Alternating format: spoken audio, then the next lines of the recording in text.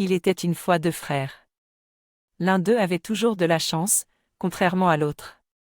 Celui qui en était dépourvu, fort misérable, s'en alla un jour rendre visite à l'autre, qui demeurait dans un palais.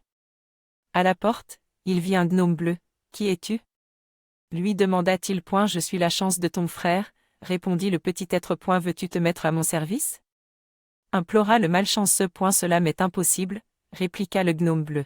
« Je suis la chance de ton frère et en aucun cas ne puis être la tienne. Et où se trouve la mienne » questionna le jeune homme. « C'est un petit gnome vert qui vit au sommet de cette montagne. Va le chercher. Il dort. Tu peux le réveiller, si tu le veux. J'y cours, » répliqua le malchanceux, tout excité à l'idée d'avoir enfin de la chance. Il entreprit alors de gravir la montagne, mais au détour d'un énorme roc, il tomba nez à nez avec un lion menaçant. Le malheureux dit à l'animal d'un voix suppliante, « Petit lion, ne m'agresse pas tout de suite.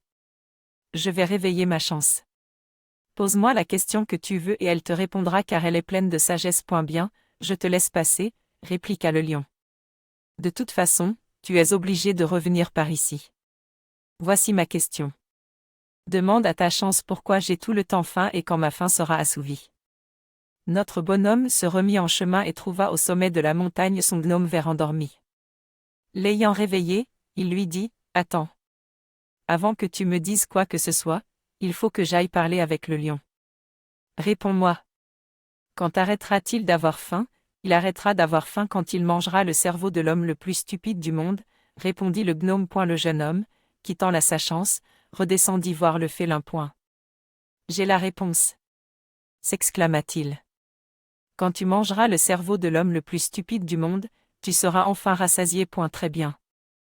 Je vais te dévorer, car c'est de toi qu'il s'agit, dit le lion en se jetant sur lui, n'en faisant qu'une bouchée. Nous nous trouvons là en face d'un jeune homme jaloux de son frère, il lui envie sa chance. Mais comme le dit le gnome bleu, à chacun la sienne. Dans son cas, sa chance ne lui a été d'aucune utilité. Il était trop stupide pour en profiter. Un être stupide ne devrait pas tenter d'avoir ce dont un autre jouit. Il vaut mieux qu'il s'adapte à ce qu'il possède lui-même. S'il se compare, il peut être détruit, tandis que s'il accepte son sort, il peut très bien s'en sortir. Si quelqu'un reçoit un prix et pas moi, je ne m'en formalise pas.